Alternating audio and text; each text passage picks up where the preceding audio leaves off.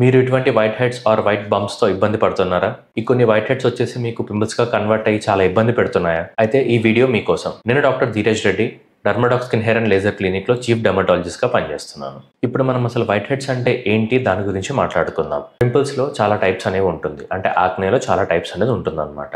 అందులో first and common most type వచ్చేసి white and black heads అంటాము. ఈ వైట్ హెడ్స్ అంటే ఏంటి? సో ఈ వైట్ హెడ్స్ వచ్చేసి మనకి ఎక్కడైతే మన ఫేస్ పైన హెయిర్ అండ్ ఆయిల్ గ్లాండ్ ఉంటుందో, ఆ ఆయిల్ గ్లాండ్ హెయిర్ ఓపెనింగ్ ద్వారా ఆయిల్ అనేది బయటికి రావాలి. ఆయిలీ స్కిన్ ఉన్న వాళ్ళలో, లేకపోతే కొన్ని హెవీ ప్రోడక్ట్స్ యూస్ చేస్తున్నప్పుడు ఇటువంటి ఆయిల్ పోర్స్ అనేవి బ్లాక్ అయిపోయేసి అక్కడ ఆయిల్ అనేది అక్యుములేట్ అయిపోతుంది. దీనివల్ల వైట్ హెడ్స్ అనేవి ఫామ్ అవుతాయి. ఈ వైట్ హెడ్స్ ఎలా కనిపిస్తుంది అంటే స్కిన్ కలర్లో కానివ్వండి, స్లైట్గా వైట్ కానివ్వండి, బంపీగా ఉంటుంది. అంటే ఎప్పుడైతే మనం స్కిన్ని టచ్ చేసుకుంటామో టెక్స్చర్ చాలా అనీవెన్గా ఉండడము, చాలా బంపీగా ఉండడము జరుగుతుంది అనమాట. వైట్ హెడ్స్ కామన్గా ఎక్కడ కనిపిస్తుంది అంటే మనకు మోస్ట్లీ ఫోర్ హెడ్ పైన కానివ్వండి, చిన్న ఏరియాలో కనిపిస్తుంది. కొన్నిసార్లు చీక్స్ పైన కూడా కనిపించే అవకాశం ఉంటుంది. వీటిని మనం వైట్ హెడ్స్ అంటాం. బ్లాక్ హెడ్స్ కూడా ఇలాగే రఫ్ బంపీగానే ఉంటుంది, కానీ మనకు అక్కడ స్కిన్ అనేది ఆయిల్ గ్లాండ్ అనేది మనకు అక్యుములేట్ అయిపోయేసి ఆయిల్ ఎయిర్కి ఎక్స్పోజ్ అవ్వడం ద్వారా ఆక్సిడైజ్ అయిపోయేసి చిన్న బ్లాక్ డాట్ లాగా కనపడుతుంది అనమాట. ఇదే మనకు వైట్ హెడ్ అండ్ బ్లాక్ హెడ్కి డిఫరెన్స్. సో వైట్ హెడ్స్ కామన్గా మనం ఫోర్ హెడ్ పైన, చిన్ పైన చూస్తాం. అదే బ్లాక్ హెడ్స్ వచ్చేసి మోస్ట్లీ మనము నోస్ పైన చూస్తాము. చీక్స్ పైన both white heads and black heads depending on skin టైప్ని బట్టి మనకు కనబడుతూ ఉంటాయి. ఇవి మనకు white heads and black heads. అలాగే కొంతమందికి ఇలాగే వైట్ బంపీగా ఇంకా కొంచెం పెద్ద సైజులో ఉంటుందన్నమాట. దీనిని మిలియా అంటాము. వైట్ హెడ్స్ అండ్ మిలియా రెండు కంప్లీట్లీ డిఫరెంట్. మిలియా అంటే ఏంటి అంటే మనకు డెడ్ స్కిన్ కానివ్వండి, డస్ట్ కానీ స్కిన్ పైన అక్యుములేట్ అయిపోయేసి దానిపైన కొత్త స్కిన్ వచ్చేస్తుంది. అప్పుడు మనకు ఇటువంటి వైట్ బంపీ థింగ్స్ అనేవి కనపడుతుంది అనమాట. ఇది యూజువల్లీ ఎక్కడెక్కడ వస్తుంది అంటే ఐస్ కింద కానివ్వండి, చీక్స్ దగ్గర కానివ్వండి. ఇది చాలా కామన్ ఏరియాస్.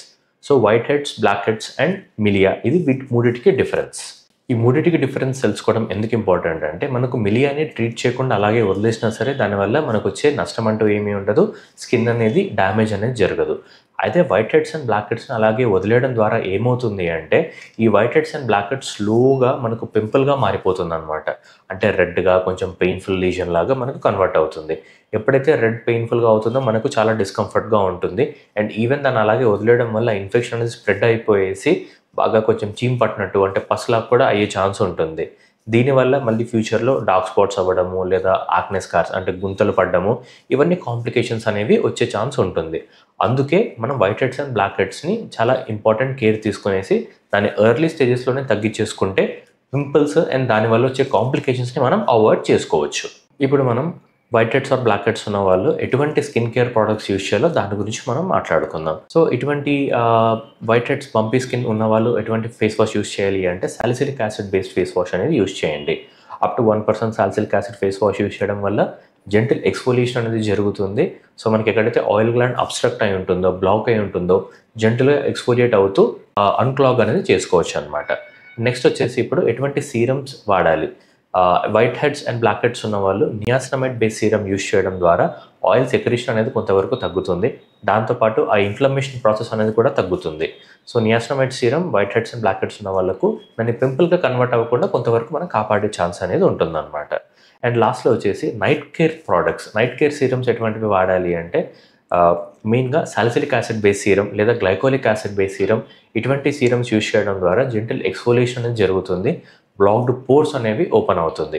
ఇందాక చెప్పినట్టు నియాసినమైడ్ సీరం వచ్చేసి డే టైంలో పెట్టుకోండి.